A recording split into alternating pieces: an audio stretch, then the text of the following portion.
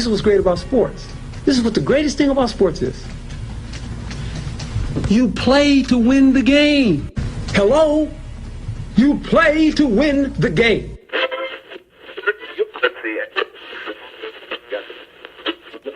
Winning isn't everything, but it's the only thing. In our business, there is no second place. Either you're first or you're last.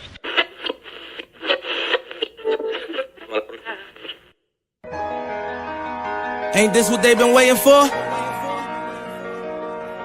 You ready? And now, the W with Walls and the crew. Good morning. Where winning isn't everything, it's the only thing. On 100.1 FM. Good morning. And Facebook Live.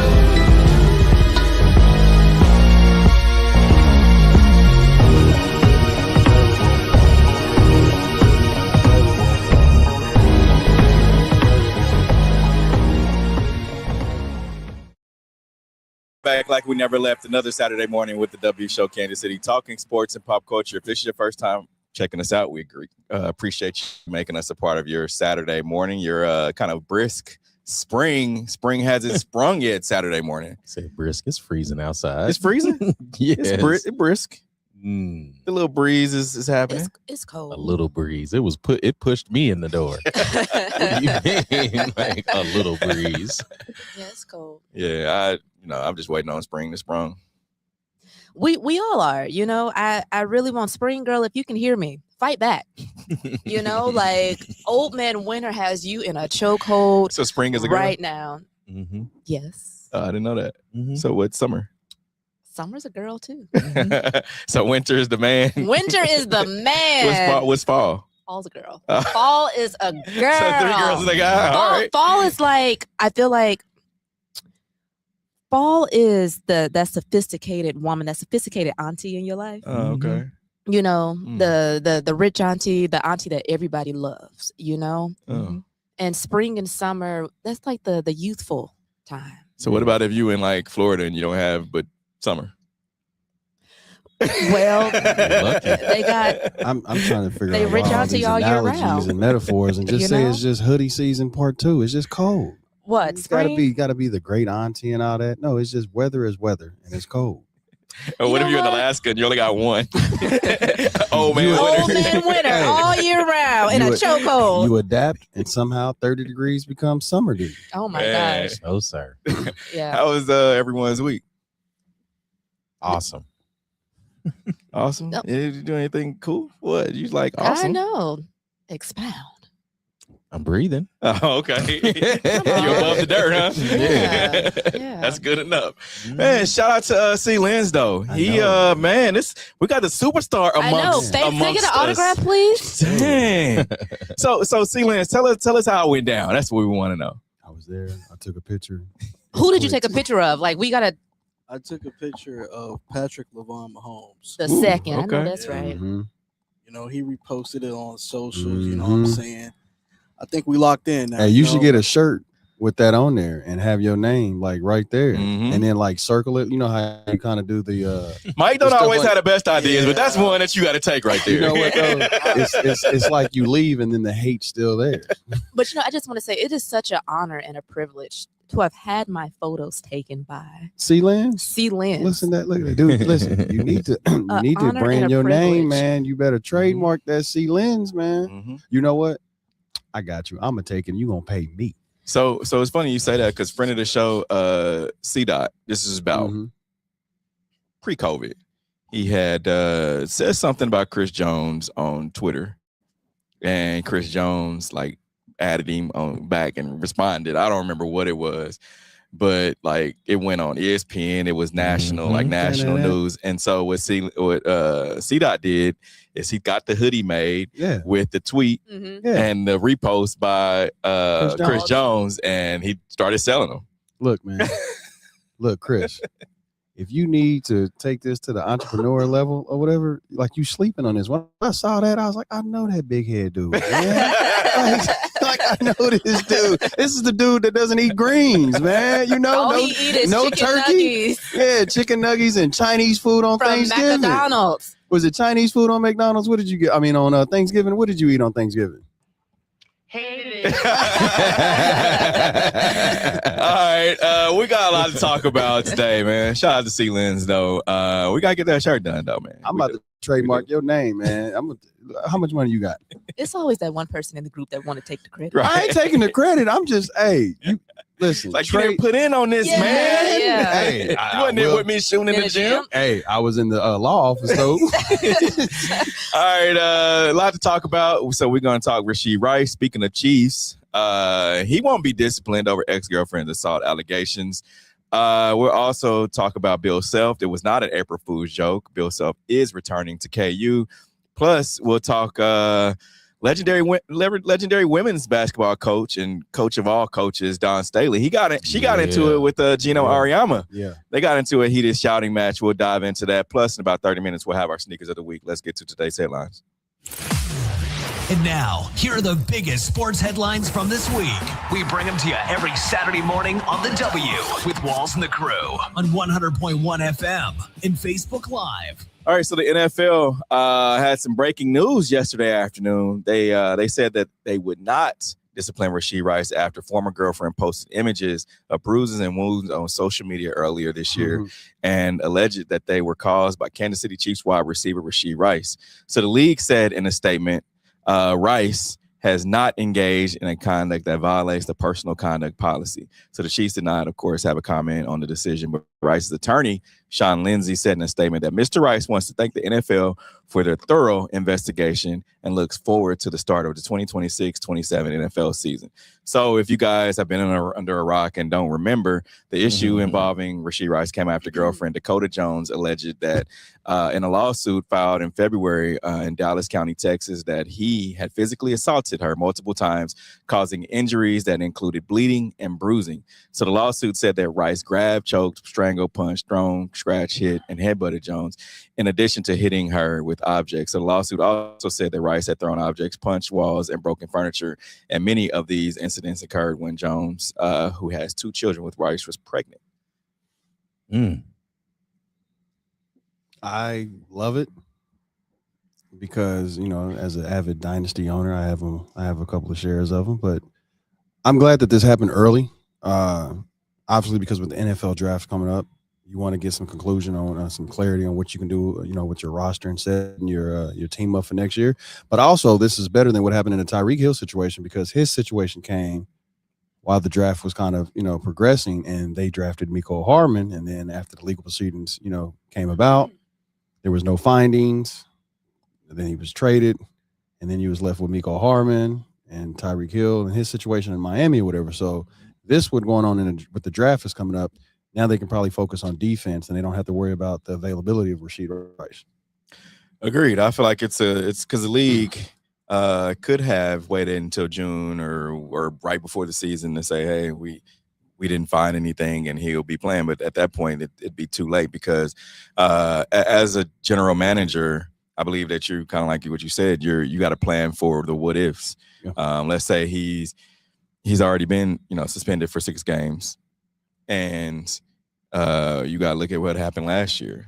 Let's say, you know, that he was already suspended for a detrimental policy to the league, which was 6 games. This could be, you know, upwards of a year, depending on how they want to crack down on it. Now that it's come out earlier, you're able to go to the draft and you don't have to have that worry in the back of your mind as a GM. It's like, all right, we know we got Rashee, we know all that's behind us. With Walls and the Crew. He's excited over there. You don't have to worry about trademark your shirt and actually hit the volume button. You don't have to worry about any of that other stuff because you know that your wide receiver is going to be there. Now, granted, the argument is wide receiver 1, wide receiver 2. He's not going to be your first option. We know that. I think he is. However, you've got to understand, like, you know, Rashee is a integral part of the Kansas City Chiefs offense, and without him, we saw what happened last year. It started off as doom and gloom, and so I think you've got to understand like what you've got there, and now that you can go to the draft, it kind of opens up your draft board a little bit. Now, I hope that with the public perception of Rashee Rice and what everything's going on, I hope that some fans and viewers understand that the difference between the civil case, the NFL's policy, and what they and their threshold on trying to find somebody guilty compared to the legal system is that there was conflicting evidence and something, things weren't corroborated correctly that didn't give them that type of information to suspend him under their threshold.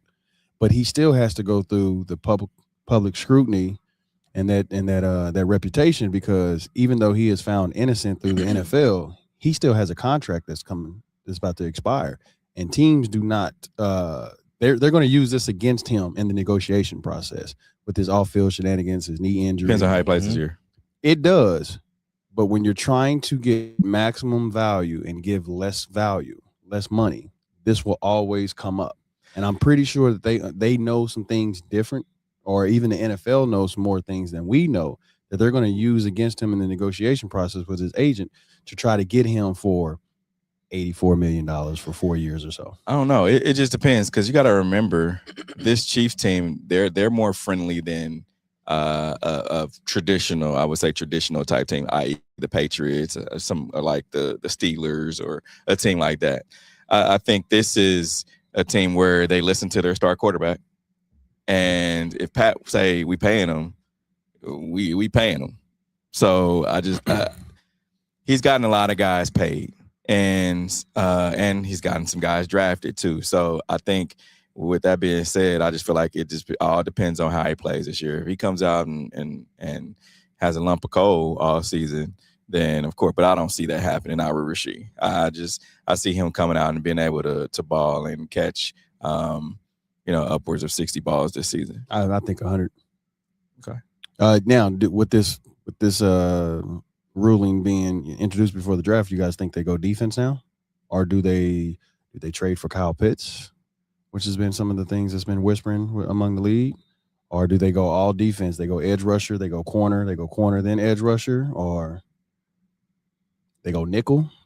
You looking at me like I know the positions of the book. I just learned that we had a quarterback, a halfback. What's the other backs? We got more backs. Cornerback, running back. Is that all the backs? That's all the backs. See, look. Like, he looked at me like, "What you think?" I don't know. I feel like you've solidified your running back. You've gotten your wide receiver.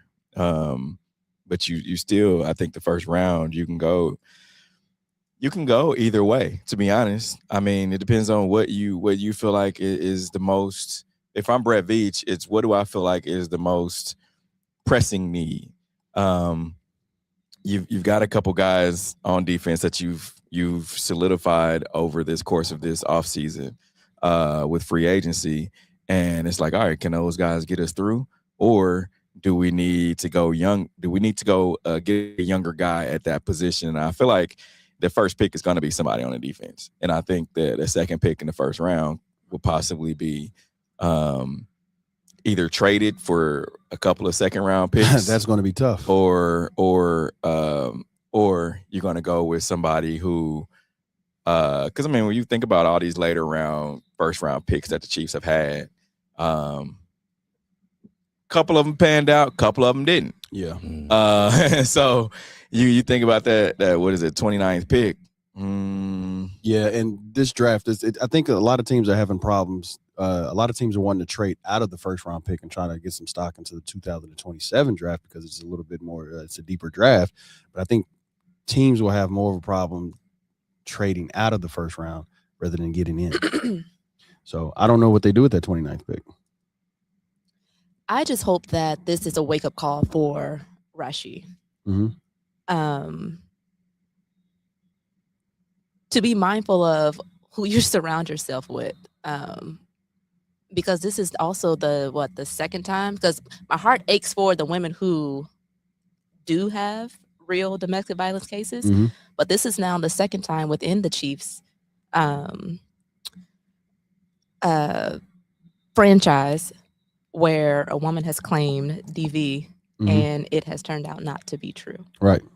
So I hope this is a wake-up call for Rashee because it could have went a different direction in his career could have been shortened. I hope a lot of people see this as a wake up call in this new world. You know, on both sides of it though. Yeah. On both sides of it for sure. Because you got where this this kind of situation, it highlights some false accusations. Now, don't get me wrong. There's still guys that have gotten in trouble for doing this, and they have done it. Mm-hmm. But then there's those who will look at that situation early on, and let's say it went the opposite direction for Rashee. Let's say he did get, the league comes out and say, "Oh, you're going to be suspended for another 6 games." Mm-hmm. That opens up a whole wide range of things of women that's like, all right, keep fooling with me, and I'm gonna get mad at you. And I know if I say this or those buzzwords or whatever it is, I know that you're gonna either pay me or you're gonna be suspended. Mm-hmm. Yep. So I'm just looking at it from both sides. And granted, it's all bad. You should, like you said, you shouldn't have yourself in that situation. Mm-hmm. I think Brittany Renner needs to make some more speeches. But sometimes I think the league understands, and they've dived deep dive into this, and had to make sure that they got it right. Because if they didn't, then there's always that snowball effect. Yeah. We've seen where they don't get it right too. Like we've seen Ray Rice. I was staying within the organization. Kareem Hunt. We've seen Kareem Hunt where they totally cleared, and then all of a sudden a video comes out. So I'm not gonna say there was a false allegation. I'm gonna say that they couldn't prove it. They didn't clear Kareem Hunt. They didn't clear Kareem. The Chiefs did, but the NFL never did. And that's what I'm saying. And actually, I'll take that back. The Chiefs did not clear Kareem Hunt. What happened was the Chief he went in for the interview. Basically, what happened? Mm-hmm. He told them nothing happened, and then he went and did this interview with, I don't know if y'all remember that, but he did this interview with ESPN or whatever, and he came out and said, "Oh, nothing happened. Yeah. This was just what it was," or whatever. Woman came to my room and he acknowledged that part of it, but it wasn't the video version of him. Right. What was it? Kicking the woman. And that's exactly what I'm saying. Yeah. Like we've seen situations where players we've moved on, and then we've gotten further evidence. So, and that's why I'm saying I don't want to pose this as a false allegation. Mm-hmm. I don't want to go that far, because we know how these leagues do. They'll cut a check before they admit anything.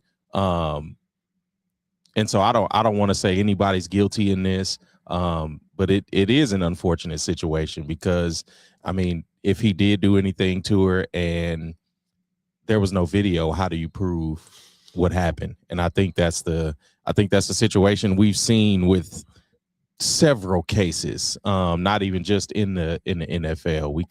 We could blindfold ourselves and pick a sport.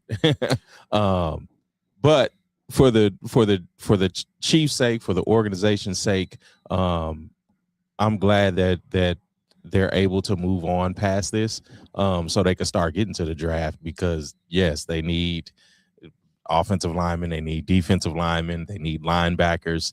They have a lot of holes to fill.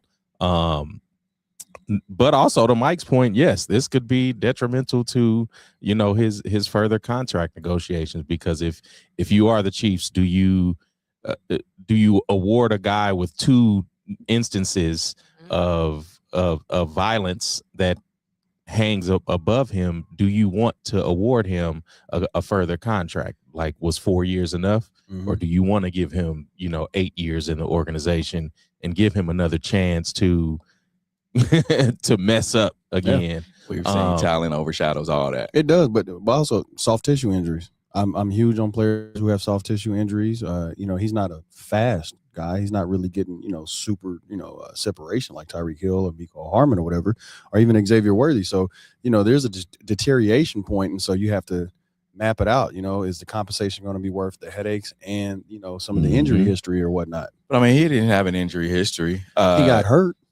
That was on Patrick. That wasn't on Rashee. But was on it's not Patrick throwing an interception. It's still an injury. I would rather take a guy with a broken leg that has mended his wounds rather than a guy with a soft tissue injury. Soft tissue injuries seem to linger and give problems later on in the years. And with this being a full contact sport, you have to put this in the realms of the negotiations or whatever. So if he has to have a superb year, and he has to solidify himself as the receiver one, and he better pray on his knees that they do not draft another receiver, because you still have Tate. Tate can be there.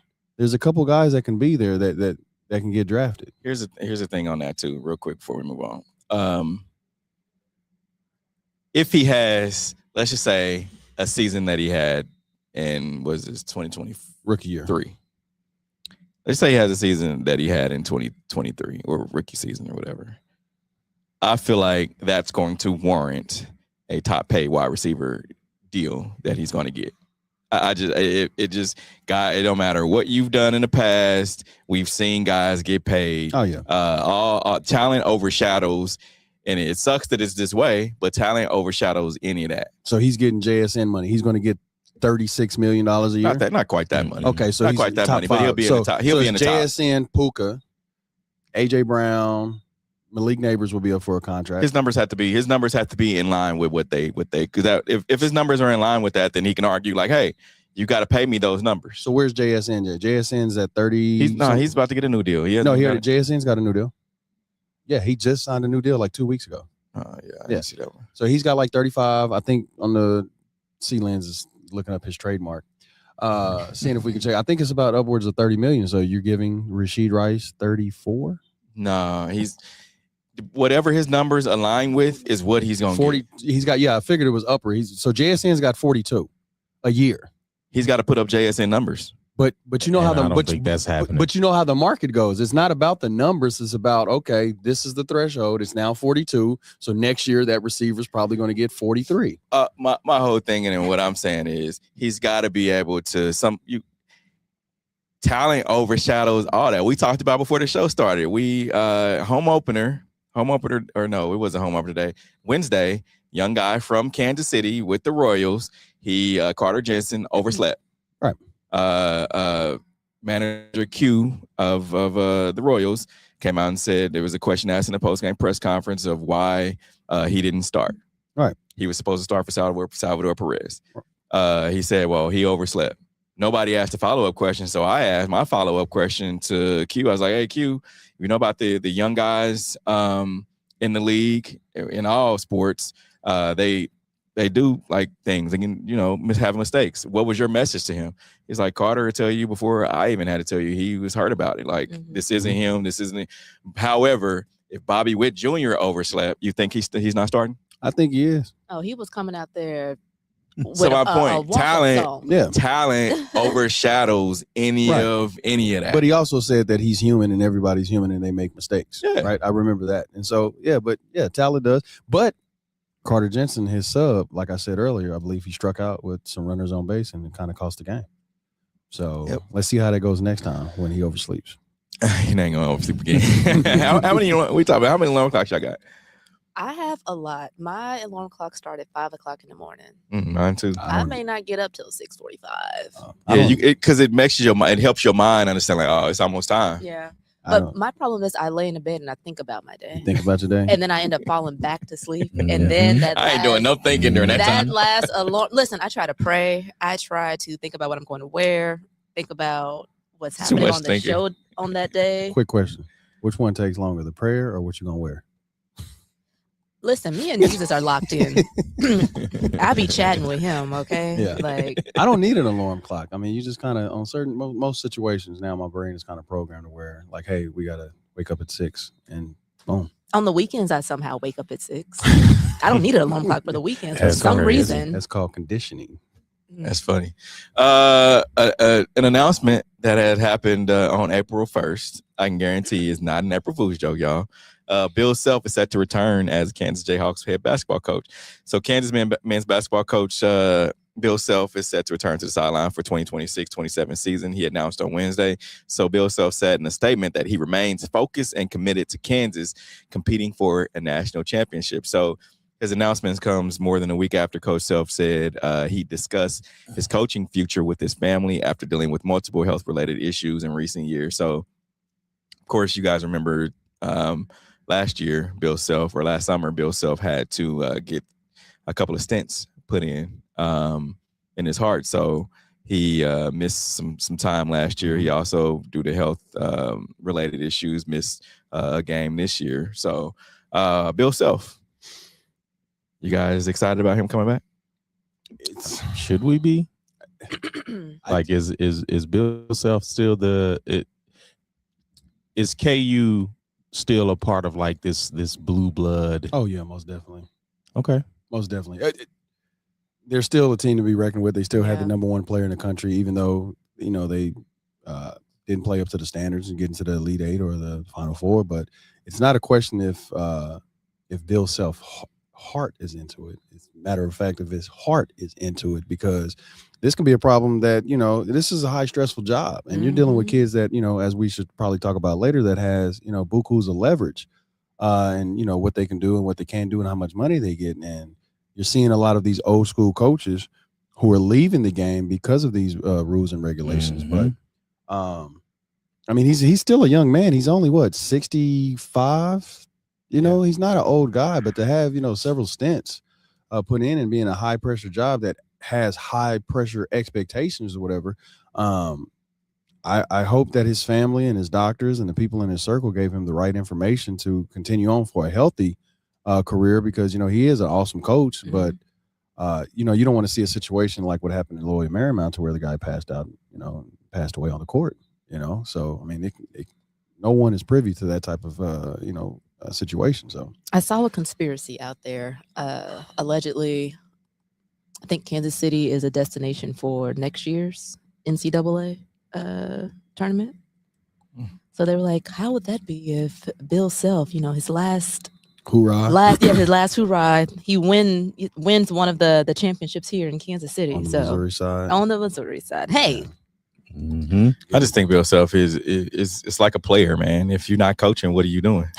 Where are you? I know he's the Hall of Fame coach. He spent 33 years as coaching. He was, at Oklahoma, he's at Oral Roberts. He has a long tenure of doing this. And I think you just do it so long to where it's like, man, if I'll give it up, I know what kind of freshman class I have coming in next year. I think they're top 2 C-Lens, if I'm not correct. Correct me if I'm wrong, but he knows what class he has coming in. Now he does have a couple of guys that are leaving. He has Peterson, who's of course going to enter the draft, and he has his big man that's into the transfer portal. So he's got a huge class coming in next year. So I think he has something to do with it. But I will say this: if Bill Self did retire, I feel like Jock Vaughn will get the job. Is that the system? He's on his staff. Yeah, of course, played at KU. He was a coached at Utah for many years, and didn't work out well. He was a head coach as well. So Orlando Magic as well, I believe. I think he would get the gig. But we've seen these blue bloods though. They'll fire you even if you are a coach that's been there. We saw what happened in North Carolina, and they still looking for a coach. Yeah. So get him. We saw what happened with trying to coach a blue blood. So speaking of coaches, we have 2 legendary coaches who got into a heated shouting match yesterday.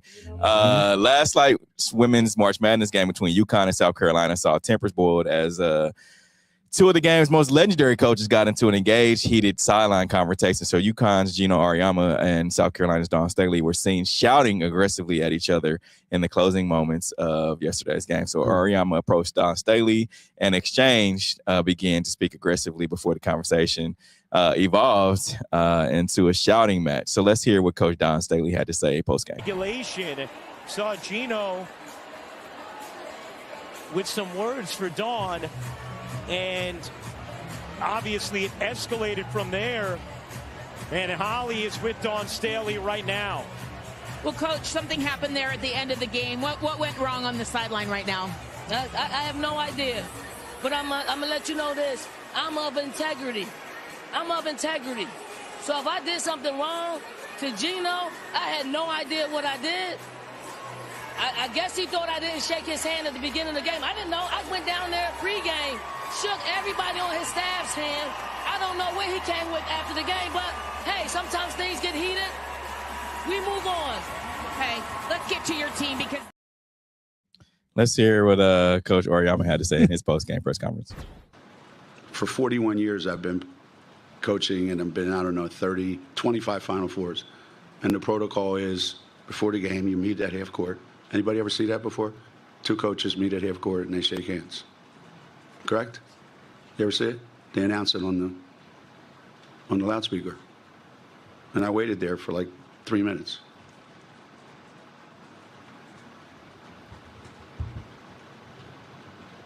So it is what it is.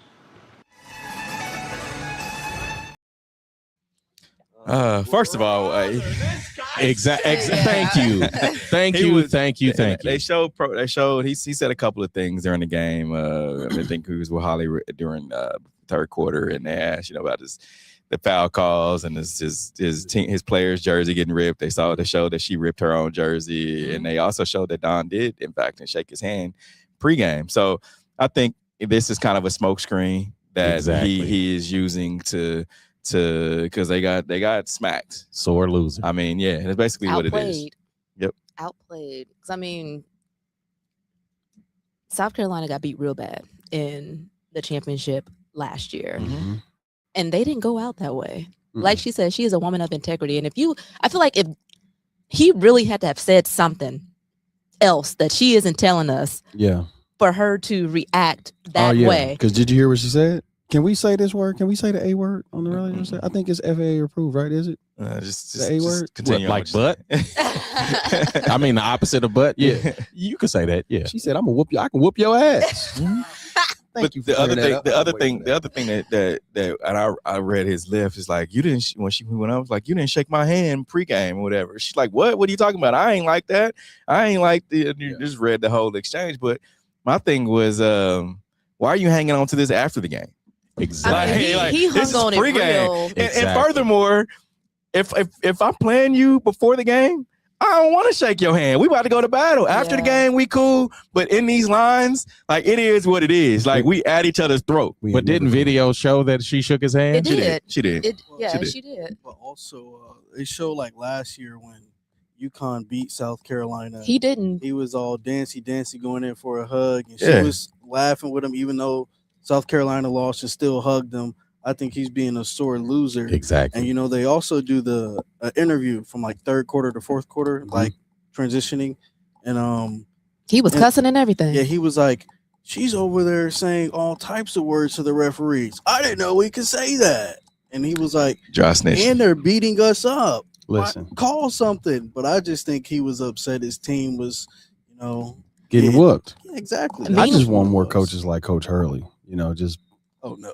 That's what I want, man. Just mad dog the referee after, his team hit the game winner. Headbutt. All I know is every South Carolinian that I had on my timeline. That's what they call Carolinian. South Carolinian, yes. It's oh man, I can't remember what they would always say. The Palmetto State. Yeah. But I mean, everybody was firing into Geno. Mm-hmm. Even is it Chinny and Andrea? Yep. Yeah. They fired into Geno, and they all, talked about how, like, if this was Don acting the way that Geno did, it would have been a completely different story. It's double standard. A completely different story. So all I can say is uncommon favor. Go get Don Smith more. Hey, but UCLA. Let's see how that goes. UCLA plus 3.5. Yep. We're gonna talk about that more as we dive into Final Four plus the women's championship game. We're gonna take a quick break. Coming up here on the W Show. You're tuned in to the W.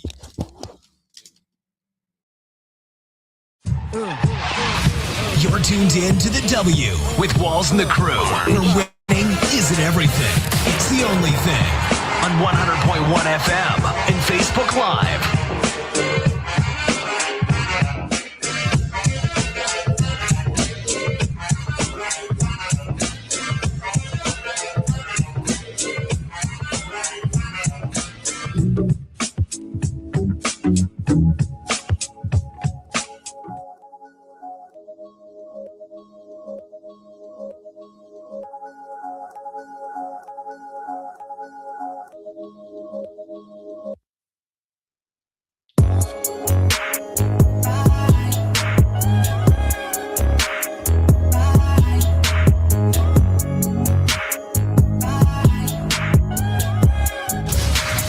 tuned in to the W with Walls and the Crew, where winning isn't everything. It's the only thing. On 100.1 FM and Facebook Live. Remember to use hashtag talk about it, and we'll talk about whatever topic you want. How's everyone's brackets looking? Because we've been seeing. Good. I was just on. We've been doing a bracket check past couple weeks, and man, how's the women's bracket looking first? My women's bracket is at 58.7%. Pump them numbers up, them weak numbers. And I picked one team right in the Final Four. That's not good. I picked South Carolina to win it all in one bracket, and I got UCLA in the other. I'm at 91. I'm about to check what I am here with you guys.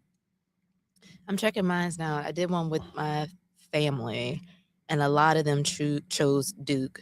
I was the only one who chose Arizona. There you go. Okay. For the men, that's for the men? For the men, yeah. Okay. I didn't have time to put in the women's, but I always go for South Carolina. Yeah, so South Carolina will take on UCLA tomorrow on Easter. I watched the Texas UCLA game yesterday, and I felt like Texas was going to win it. Just how they were playing defense at first, but they weren't able to make shots. So if you don't make shots and the other team comes down and scores, it's a wrap. So UCLA definitely were able to. UCLA was definitely able to look good in that game. So it's UCLA, South Carolina. We'll see that game tomorrow. And then the men's Final Four, you have number 3 Illinois versus number 2 UConn happening today at 5:00, and then 5:07, I believe, is game time. It's weird. And then number 1 Michigan versus number 1 Arizona is coming on at 7:46, I think. Got a Kansas City on Illinois, and we had a Kansas City on Iowa, and that was a good game last week. It's just to see two local kids kind of going at it, like contributing, like playing ball. And I thought that was just great to just put a good light on Kansas City and all the youth that are coming up and playing good D1 ball. Let me just say, my child is still grieving Duke's loss. Your son's a Duke fan? Duke is his number 1 school. Are you serious? Oh, because of engineering. Hopefully not because of the basketball team. Okay, honestly, it is because of the basketball team. Because when we went to the NSB conference last year, and I was like, TJ, there goes Duke over there. Like, go over there and say something. Like, we as a culture don't like Duke. He was like, yes, I'm interested in your school because of the basketball team. I was like, don't say that. Don't say that. Why not? Don't say Let's be honest. I mean, he was honest, but I was like, don't Say let it. that be the only reason why you want to attend a school. But at that time, I went and got into bed, and TJ was giving me a play-by-play of what was happening. Yeah. And I could hear him saying, no. He said, Oh. oh my God, Duke just lost. And I was like, what? And then when I saw what happened, I was just like, oh man. Yeah, that was spectacular. Oh my I couldn't goodness. believe it. Yeah. So need to show him film of Christian Laettner and see if just give him the history of Duke and just a little documentary and see if he enjoys Duke then. he has Duke, KU, Arkansas, Kentucky, and Arizona. Calipari with Arkansas. Yeah. Yeah. Mm-hmm.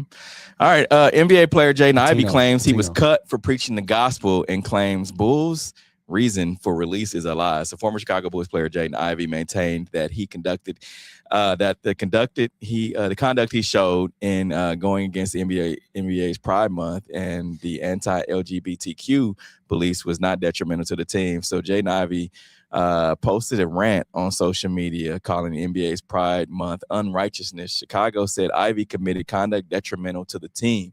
So he said in an appearance on the Pinpoint podcast that my conduct was not detrimental to the team. Not to lie, I was a good teammate, and those around me, I was good on the floor, and also I made the right plays. I listened to the coach. I did exactly what the coach asked me to do on a daily basis, and whatever was needed, whatever was required of me to do, I was willing to do. So my conduct was not detrimental to the team.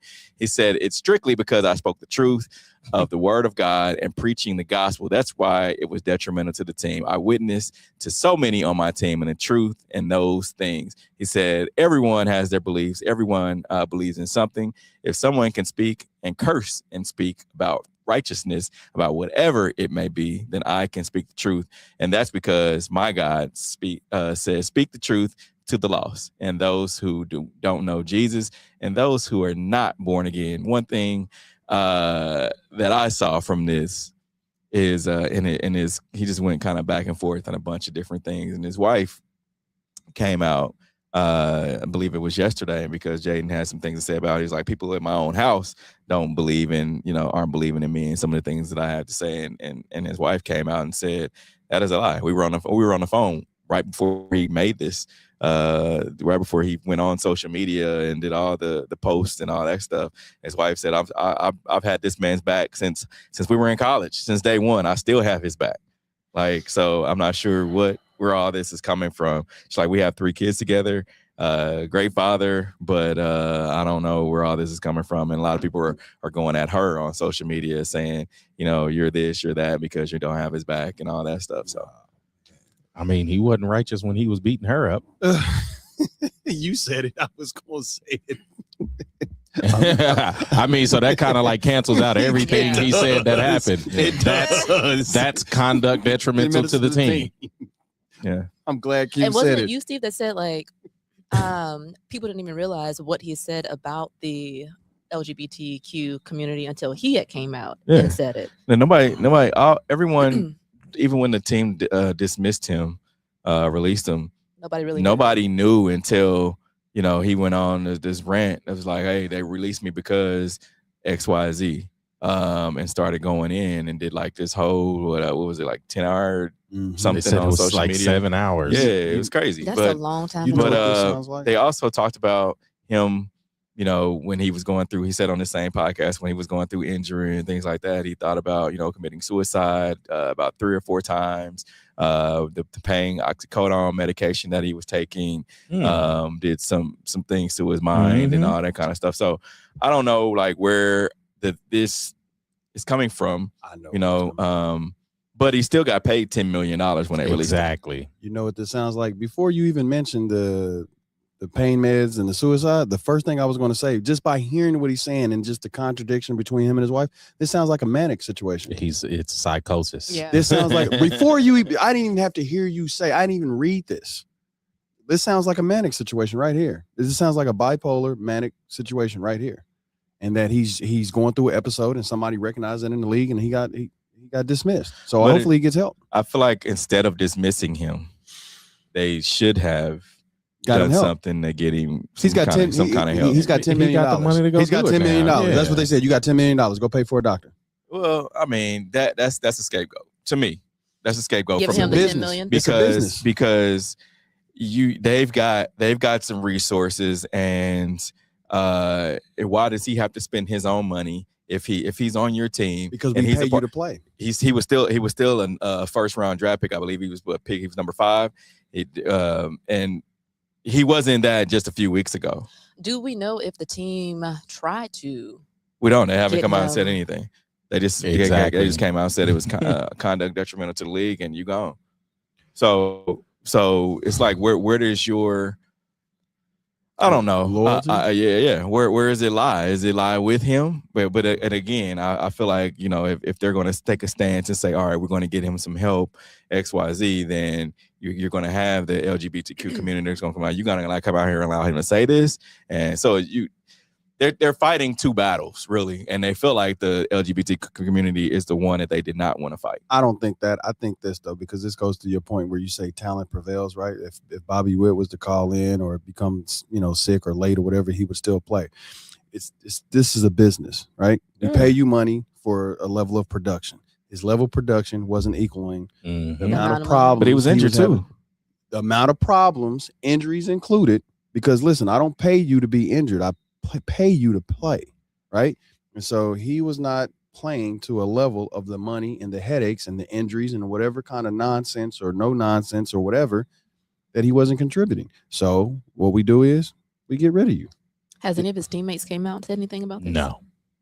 Not at all. Not in defense or not at all. Like nobody said a peep, because again, it's conduct detrimental to the team. So not only does he have conduct detrimental to his in-home team, he has conduct detrimental to his work team. Right. Like if you're running around the locker room and preaching whatever version of the gospel, because I'm not saying this is like, I don't know what God he's referring to, but I don't think this is the God that everybody knows. And so like to go around calling your teammates like unrighteous and the devil and all of that. Like, no, we can play ball. Yeah. You don't build team chemistry like that. And so I love that's the Lord. And that's why you let people go like that, because you need help.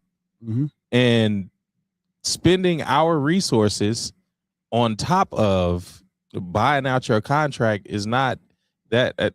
This is business. We're not going to do that. And so, like, sometimes people reach a point where you can't help them. Yeah. Like, there's nothing. Yeah, I agree with that. There's nothing anybody else can do outside of putting him in restraints and Then getting him detrimental to you. Yeah, getting him the help that he needs, and the help that he needs is not on a basketball team, on a basketball court, not in the practice facility, not in the locker room. Like, he needs some serious like mental health attention paid to him. But on the flip side of that, though, on the flip side of that is it's supposed to be a brotherhood. Supposed to be. It's supposed to be a brotherhood. Now, if we're identifying that he needs help and that he's not himself, is that what we all saying? Is that when he was himself, it was all good. Now that he's not himself, we're gonna just do away with them and say, "Nah, here's your take your $10 million and roll." That's not how, business or not. That's not how you do business to a family member. That is, it's a brotherhood. It is. So that's just not to me. I get what he's doing is not the right thing and all that stuff, but like, you just don't kick him to the side and say, "Nah, you ain't a part of this family." But we don't know if they just kicked him to the side before they Yeah, offered help or 100%. whatever. Because, like you said, like, you just don't do this to a family member. Listen, I will cut anybody off. Exactly. I don't care if you family, friend, my pastor, whatever. Because after a while, like, you start to sink into this depression or this this mental struggle as well. So at what point do you save yourself instead of drowning? So prayerfully, hopefully, they did try to offer him some help. Yeah. And I feel like even though he has, said what he said, went on these 7-hour, 10-hour, however long rants, I still feel like he has people in this brotherhood who are still, rooting for him or, reaching out to him. Everything don't have to be public. We know that too. So, but yeah, I don't think, listen, I've dealt with it before, and after a while, I just had to like wash my hands of it. And what the church mother say, let go and let God. There you go. Yep. Yeah. I mean, I'm pretty sure we all have been in a locker room situation where he's in his moment, to where he's ranting or speaking about God. I'm pretty sure somebody said, "Hey man, I'm trying to get this pick and roll down, like, hey, let's talk about Jesus later." I'm pretty sure some type of conversation probably, happened like that. And then it just became a little bit too much. And then they had to do the checks and balances. He just need that big brother. I know we talked about Lamar Odom earlier when we had our meeting on Wednesday, and it was kind of like he had the big brothers that went to the where was he at a brothel and went and got him, like, and wasn't gonna just let everything go down like it was going to go down. So he just needs that big brother on the team. Someone who did not have a big brother was Tiger Woods. He said that he is stepping away from golf to seek treatment after DUI arrest. In a statement that he posted to Twitter, he said, "I know and understand the seriousness of the situation I find myself in today. I am stepping away for a period of time to seek treatment and focus on my health. This is necessary in order for me to prioritize my well-being and work toward lasting recovery." He said, I'm committed to taking the time needed to return to in a healthier, stronger, and more focused place, both personally and professionally. I appreciate your understanding and support, and I ask for privacy for my family, loved ones, and myself at this time. Tiger. Good for you. This is after, last week we talked about him having the wreck. But when he I watched I don't know if you guys saw the video of the body cam footage. And when Tiger explained like what happened, that can happen to anybody. Like he said, literally there was a truck, and I looked at the truck and the trailer sitting in the middle of the road, 2-lane road. And he said, I looked down at my phone and the trailer was stopped. And the guy that was driving the truck with the trailer said, I was making a right-hand turn. I was stopped. And Tiger said he looked up. And man, instead of running into it, he hurried up and hit that quick left, turned the wheel, and it flipped onto his side. So that could happen to anybody. Now, whether his timing and all that stuff was bad. I think it was just all kind of a mixed bag that just all happened at the wrong time. He was also on drugs. Yeah, too. you give allegedly. I'm giving him grace. I'm not giving him grace. You said it could happen, but I'm saying it could. There's but other this people is online Tigers. that's always trying to give him grace because they said they also felt like if he wasn't Tiger, then it wouldn't have been as big as it was. I have seen social media users write that as well. But this is like Tiger's fourth crash. Very true. And the thing, I mean, like hire a driver, dog.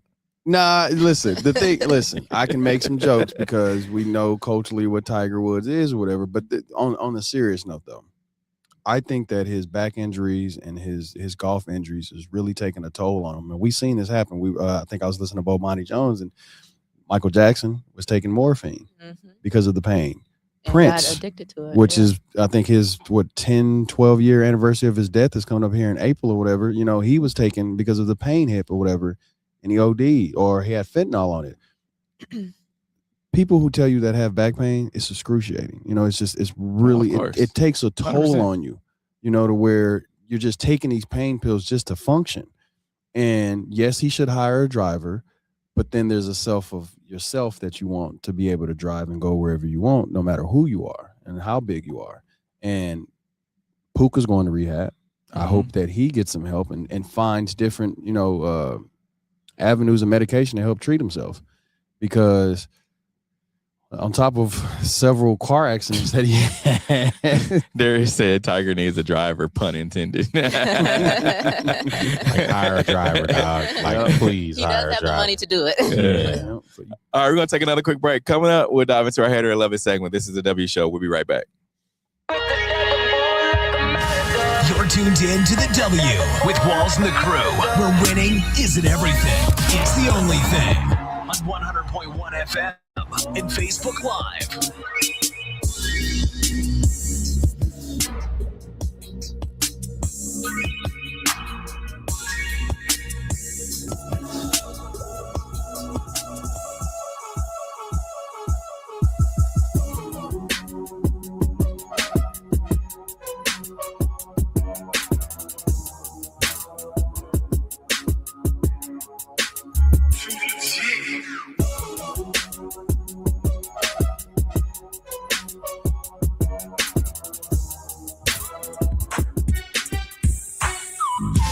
You're tuned in to the W with Walls and the Crew, where winning isn't everything.